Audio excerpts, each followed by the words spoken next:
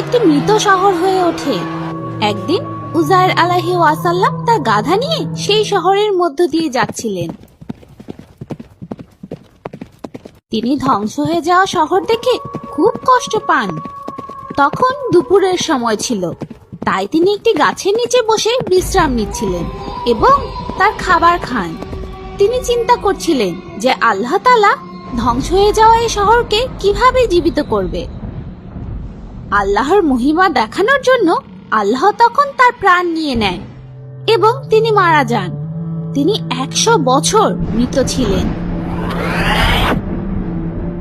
এই 100 বছরে ফরাসি রাজার সাহায্যে ফিলিস্তিন আবার ব্যস্ত শহরে পরিণত হয়। সবকিছু বদলে যায়।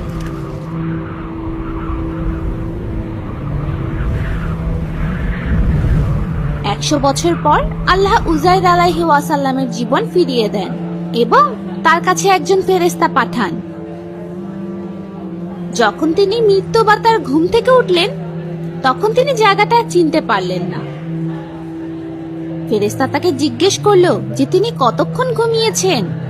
নবী তখন উত্তর দিলেন যে তিনি হয়তো একদিন বা কয়েক ঘন্টা ঘুমিয়েছেন, কারণ তিনি যখন জেগে উঠেন তখন সন্ধ্যার সময় ছিল।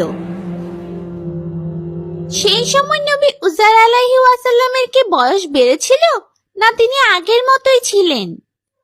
তার মৃত্যু বা ঘুমের আগের মতোই ছিলেন।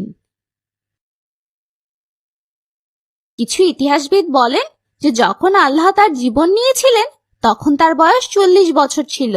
তখন ফেরেশতা তাকে বলে যে তিনি 100 বছর ঘুমিয়েছিলেন। তিনি খুব অবাক হলেন এবং কি বলবেন বুঝতে পারছিলেন না।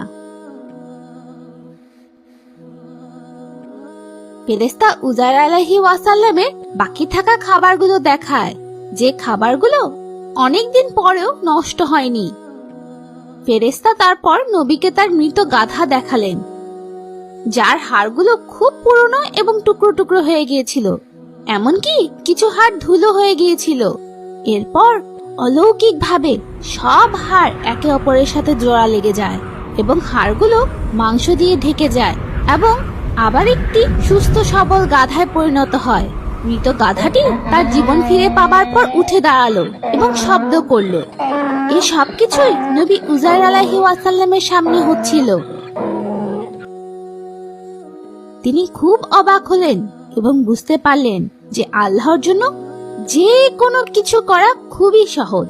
তাকে এত অলৌকিক ঘটনা দেখানোর জন্য তিনি আল্লাহকে ধন্যবাদ দিলেন। তারপর তিনি তার গাধাটি নিয়ে